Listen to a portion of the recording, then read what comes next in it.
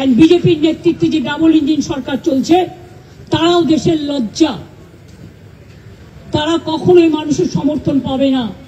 যত দিন যাবে তত আনডেমোক্রেটিক কায়দায় কাজ করতে গিয়ে কে গভর্নমেন্টের ললিপপ করে দিয়েছে। আর্মিটা বাকি ছিল, ভেবেছিলাম আর্মিটা পারবে না।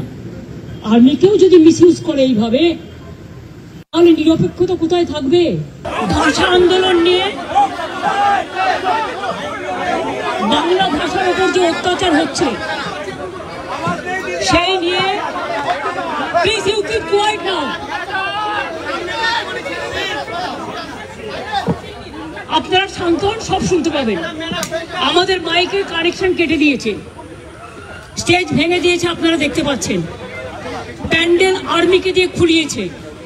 আমি যখন এখানে আসছিলাম আমার আর্মির বিরুদ্ধে কোনো ক্ষোভ নেই, তার কারণ we are proud of our army. কিন্তু আর্মিকে যখন বিজেপির কথায় চলতে হয় তখন দেশটা কোথায় যায় সেটা নিয়ে সন্দেহ জাগে। আমার একটাই কথা, এখানে কোনো দেখুন গাড়ি চলাচলের কোনো অসুবিধে নেই, কোনো রাস্তা বন্ধ নেই। আমাদের প্রোগ্রাম স্যাটারডে সানডে দুদিন করে হয়। বিভিন্ন অর্গানাইজেশন ভাষা আন্দোলন নিয়ে প্রোগ্রাম করে এবং তার জন্য আমাদের পারমিশনও নেওয়া ছিল। প্রয়োজনে আমাদের বলতো, পুলিশ ফোর্সকে বলতো, দরকার হলে পুলিশ ফোর্স আমাদের পার্টির সাথে কথা বলে আমাদের প্যান্ডেল খুলে দিতে পারত, আমরাই খুলে দিতাম এবং আমরা অন্য জায়গায় শিফট করতে পারতাম।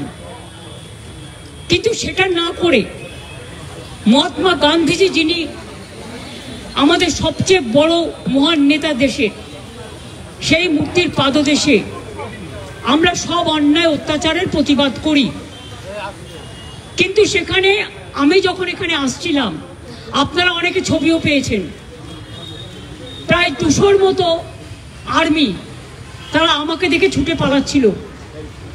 আমি বললাম, why you are running away? You are my friend. We are proud of you. It is not, এটা আপনাদের দোষ নয়।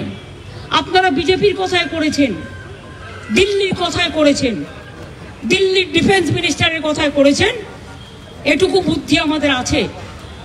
I am not blaming the army. I am blaming BJP party, their minister, and if they misuse army like this to dismantle the political party stage and to dismantle the decoration, the microphone, the stage, you can see in your own eyes. Yesterday there was a program and today they vacated all this. They should have consulted West Bengal police, because law and order is a police subject. They should have consulted Kolkata police commissioner. Kolkata police commissioner should have consulted our party, and if they have any objection, I should have opened it even within a minute. I don't have any problem. There are so many areas belongs to army and railway. We don't want to disturb them, we never. But I am sorry to say it is not the army. पीछा में क्या है? छुपा Rustam BJP party है and their government. Forcefully they have dismantled our stage. They misuse army because of their political vendetta and political purpose. Though I am not blaming the army, because we are proud of them. They used to work for the country. But I don't expect that they should disrespect the army and they should disrespect the law and order force. Kolkata Police Commissioner, DG Bengal and the Kolkata Police, they should have consulted Kolkata Police. তারা কলকাতা পুলিশের সাথে কথা বলতে পারতো, তারা দরকার হলে অরূপ বিশ্বাসের সাথে কথা বলতে পারতো, because we used to do every airport Durand Cup and everything. Whenever they invited me in every program, I should have attended their every program. लेकिन आपको अगर सच ही था तो हम जब आ रहा था आपका 200 आर्मी का टीम भाग क्यों रहा था? मैंने उसको पूछा, आपको बहुत सारे टेलीप्रिंट, बहुत सारे photographer and TV, they have got this photo.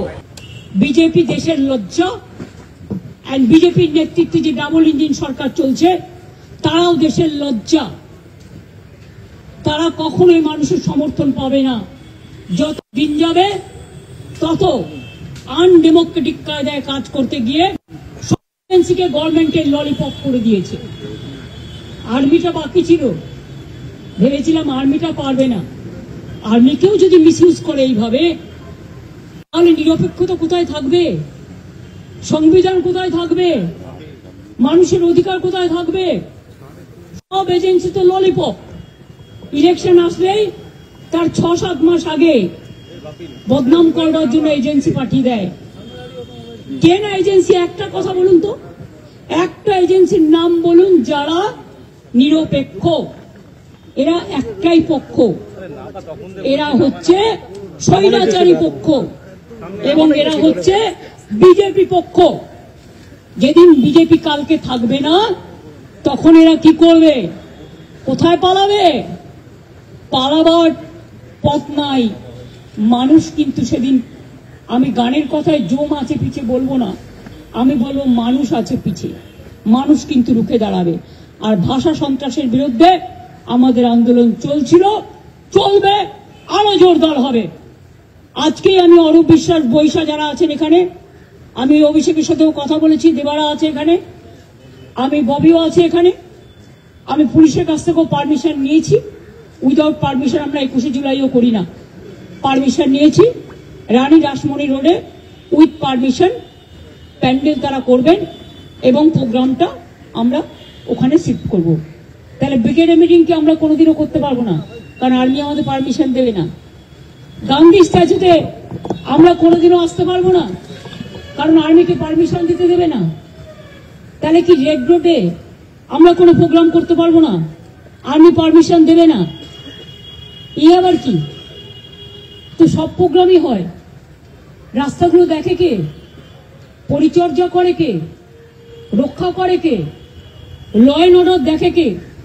সবটাই তো পুলিশ করে, কর্পোরেশন করে।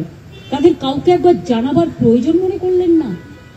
এমনকি আপনাদের সাথে তো best of relation with youth and sports minister, কেন করলেন না? জানালেন না? আপনারা তো আমায় জানাতে পারতেন, আমি তো অলওয়েজ অ্যাভেলেবেল।